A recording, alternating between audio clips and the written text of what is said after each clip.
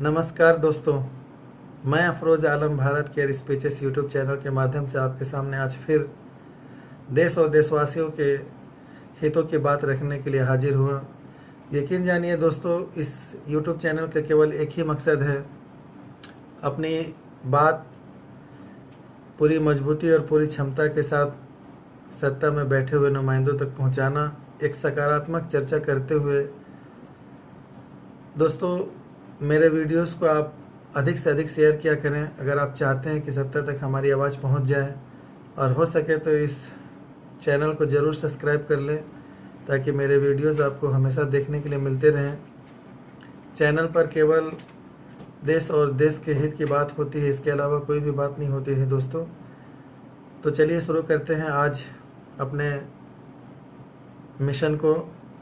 जैसा कि आप सब जानते हैं दोस्तों, 2014 के पहले महंगाई डायन हुआ करती थी। 2014 के पहले बेरोज़गारी महामारी हुआ करती थी। 2014 के पहले एक स्विस बैंक हुआ करता था जिसमें बहुत सारे लोगों का काला धन जमा था। 2014 के पहले लोकपाल की ज़रूरत थी। 2014 के पहले पेट्रोल और डीजल बहुत महंगा हुआ करता था। 2014 के पहले एक बहुत बड़ा आंदोलन चला था जिसमें हमारे समाज सेवी अन्ना हजारे ने अपना बहुमूल्य योगदान दिया। 2014 के बाद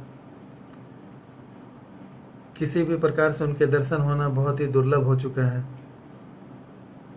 क्योंकि अब हम एक बनावटी विश्वगुरु बन चुके हैं, एक स्वघोषित विश्वगुरु, जहां पर पिटते नौजवान, बदहाल किसान, गिरती अर्थव्यवस्था, माइनस वाली जीडीपी, दुश्मन बनते पड़ोसी देश, ये आज कल का जो हमारा समृद्ध भारत का जो रूप है, ये हम सब के सामने है। और इन सब के जिम्मेदार कौन है? इन सब के जिम्मेदार भी हम हैं, क्योंकि हम लोग खामोश बैठे हुए हैं, चुपचाप अपने ज़बान पे ताला लगा के बैठे हैं, केवल इस डर से कि सत्ता में बैठे हुए लोग हमको देशद्रोही घोषित कर देंगे। ऐसा नहीं है दोस्तों। आइए हम सब मिल कर के सरकार तक अपनी बात पहुंचाएं। ऐसे बहुत सारे माध्यम से, यूट्यूब है, फेसबुक है, ऐसे बहुत सारे सोशल मीडिया के प्लेटफॉर्म्स हैं जहां पर आप अपनी बातों को कह सकते हैं, लिख सकते हैं या वीडियो बना करके डाल सकते हैं। जैसा कि दोस्तों आप सबको पता है, भारत सरकार संसद में किसी भी प्रकार के विधेयक को पेश करने से पहले कोई संवाद या किसी भी तरह की चर्चा नहीं चाहती। यह लोकतंत्र के लिए बेहद ही दुखद और बहुत ही शर्मनाक है।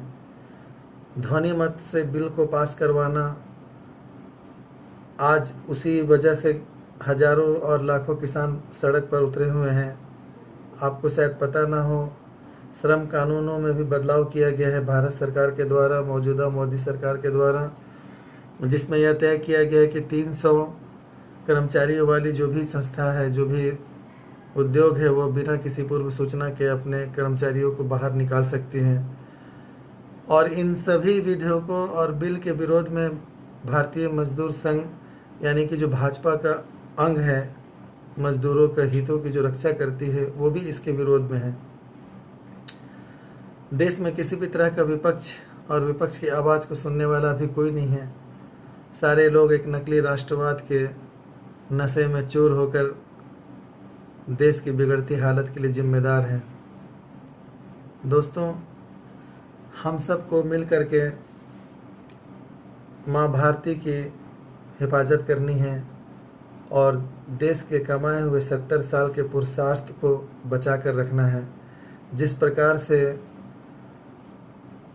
निरंकुश सरकार अपने फैसलों से देश और देशवासियों की भावनाओं को आहत कर रही है, उस भावनाओं का आदर करते हुए हमें अपनी बात सरकार तक पहुंचानी चाहिए।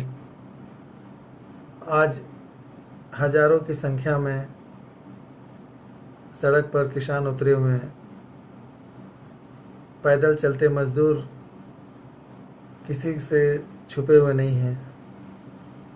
ऐसे अनेक काम सरकार के द्वारा किए जा रहे हैं जो देश हित में फ़िलहाल तो नहीं दिखाई देते। हो सकता है कि हमको समझने में, ये सरकार को हमको समझाने में कुछ भूल हो रही हो, मगर देश हम सब का है और देश की रक्षा करना हम सब की जवाबदारी है।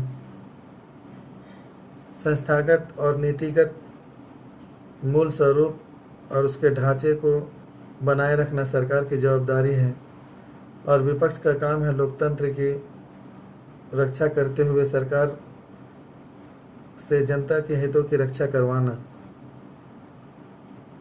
जिस तरह से यह मौजूदा सरकार किसी भी तरह से विपक्ष की बातों को सुनने के लिए तैयार नहीं है, काफ़ी चिंताजनक है।